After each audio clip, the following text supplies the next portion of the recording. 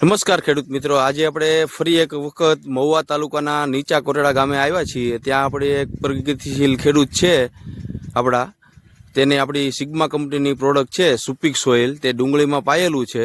તેની આજે આપણે રિઝલ્ટ જોવા માટે નીચા કોટડા ગામે આવ્યા છીએ। તો આપણે પૂછશું પેલા, શું નામ તમારું?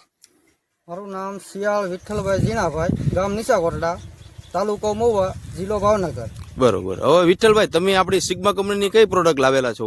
સુપિક સોઇલ। સુપિક સોઇલ ડુંગળીમાં પાવા માટે? ડુંગળીમાં પાવા માટે। બરોબર। તો તમે આજે સુપિક સોઇલ ડુંગળીમાં પાયું છે, તો તમને શું આમાં લાગ્યું છે રિઝલ્ટમાં? તો સુપિક સોઇલ પાયા પછી મારે ડુંગળી પીળી હતી, અત્યારે લીલી ઘટા જેવી થઈ ગઈ, અને મૂળનો વિકાસ પણ સારો છે, અને એની સામે બીજું ખાતર પણ ઓછું આપવું પડે છે। બરોબર। તો પેલા કરતા અને અત્યાર કરતા તમને ઝાઝો ડિફરન્ટ લાગે ને ડુંગળીની અંદર? ઘણો ડિફરન્સ, બરોબર। ડુંગળી અત્યારે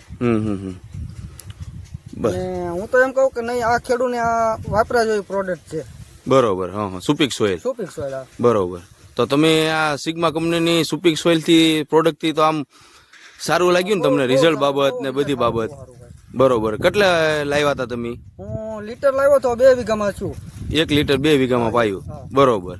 આજે એને કેટલા દિવસ થયા છે? એને 5 થી 6 દિવસ થયા છે। 6 દિવસ થયા છે, તોય તમને સારામાં સારું રિઝલ્ટ બતાણું પેલા કરતા?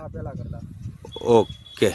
તો આ પ્રોડક્ટ છે સુપિક સોઇલ, તો બીજા ફાર્મરને તમે કહેશો ને વાપરવાનું? હું ખેડૂતને કહું કે આ પ્રોડક્ટ વપરાય.